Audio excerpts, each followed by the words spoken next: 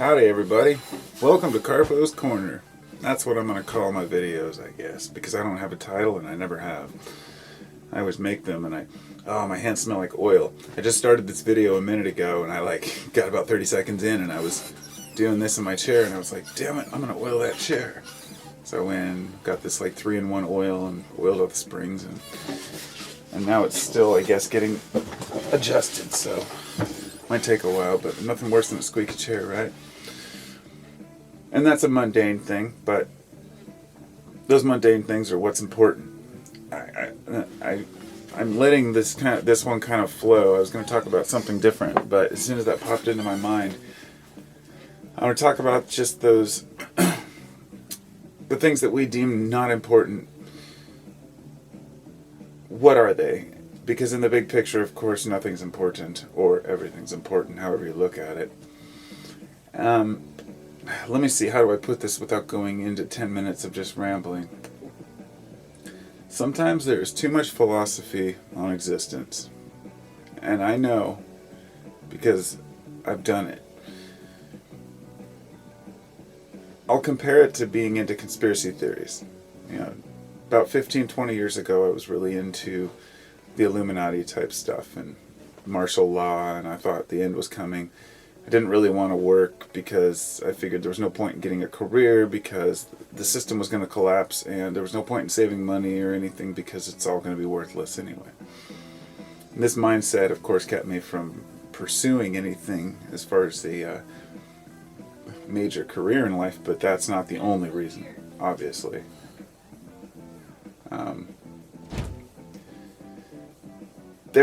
Sorry, I got distracted there. I could hear somebody out there. There were several things in my life that happened to me that kind of made me who I am, obviously. Damn it, lost my train of thought. Well, that's cool. I ain't gonna start over or edit it because, hey, that's life. I know I'll get back on track. I'll eventually remember my point.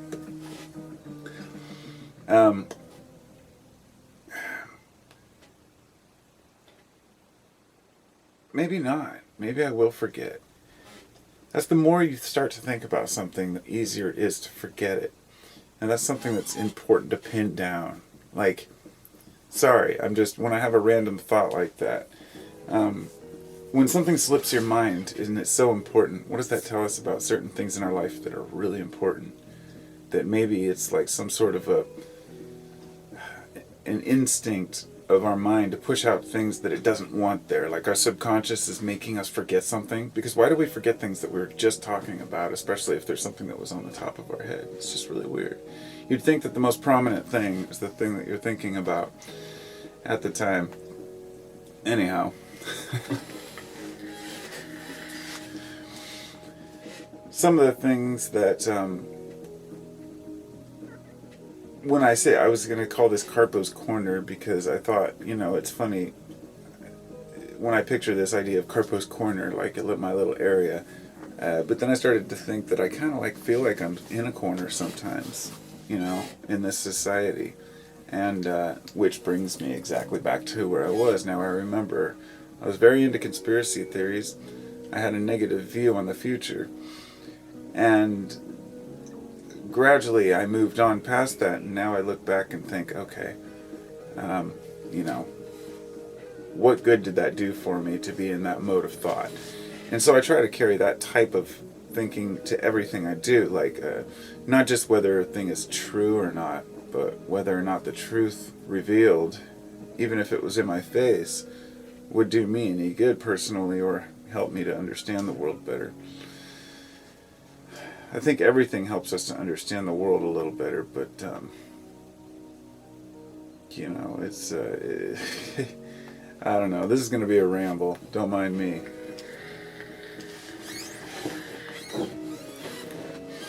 Rambles are how I get out my deepest thoughts and ideas if I'm not trying to adhere to a particular subject.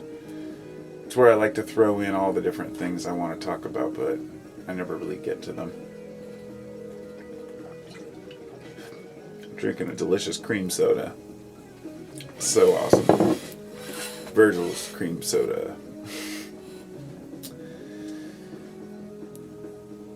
growing up, is there any such thing, like just the illusion we have of the future and the past? And there's one thing that really comes to mind, as somebody asked on a video the other day. They said, what do you think about kids as far as telling them the truth or lying to them? And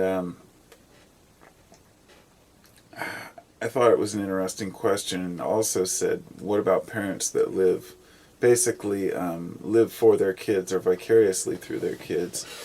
And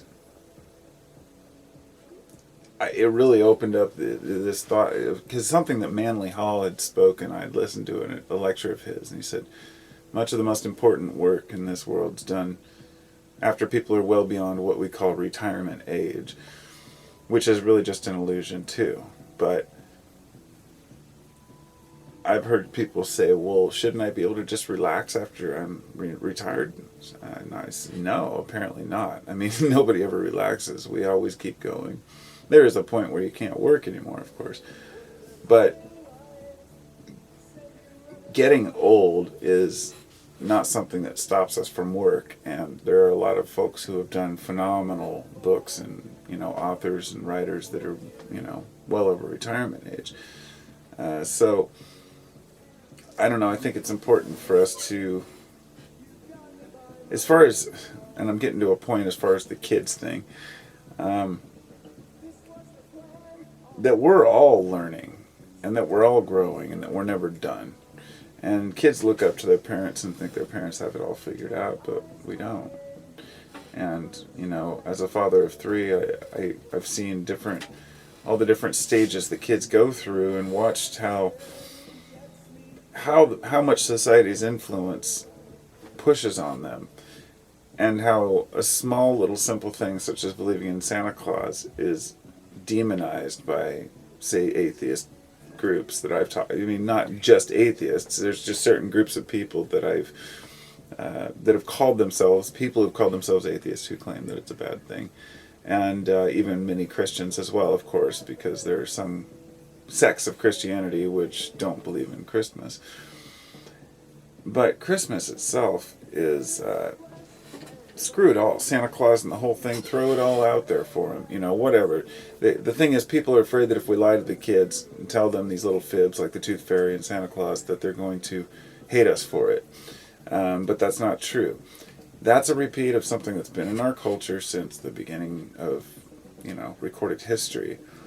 Just as the tribal leaders wear their masks and come in and grab the children, the boys at a certain age, and those are our masks, those are our illusions, our fibs. And those stories help people to, I don't know, I mean, I'm not leaning towards supporting it or being against it. I'm just saying if, it's not, I don't think it's a majorly harmful thing. But there are certain things you don't want to lie to your kids about, and it's especially things that are serious questions they ask you about what you should know, and what do you know. If you lie to them about some scientific question and then they carry that around for the rest of their life, obviously that could be a problem. And as for the the thing about kids and whether the parents that just live for their kids and use that as a cop-out to never do anything with their life, I thought that was an interesting question too. And because, like I was saying, Manly Hall talked about that, and he said that people over retirement age have done phenomenal things. And on the other hand, a lot of people kind of fall behind after their kids leave because they don't know what to do. They've been so vested in their kids and never really thought about what they wanted in life. And it's something that I'm being cautious not to do. So you have to have one hand out here taking care of your children, making sure they're growing up right, and another one, slightly in the future to figure out what you want to do with your own life, because we as individuals still deserve a life. Merely raising children is not our only game, and that's obvious because we mostly have our children in our 20s and 30s, and we live well into our 70s or 80s these days, or even older, and I suppose you can live about as long as you want to these days. But I find the human life to be just about right at 100 years or so. Right now, anyway. We'll see. I guess that's about it. Ramble over. My mind's not on it today. I'm just not on the train of thought. I'm just kind of like blabbing. So I'm going to head out and I'll talk to y'all later.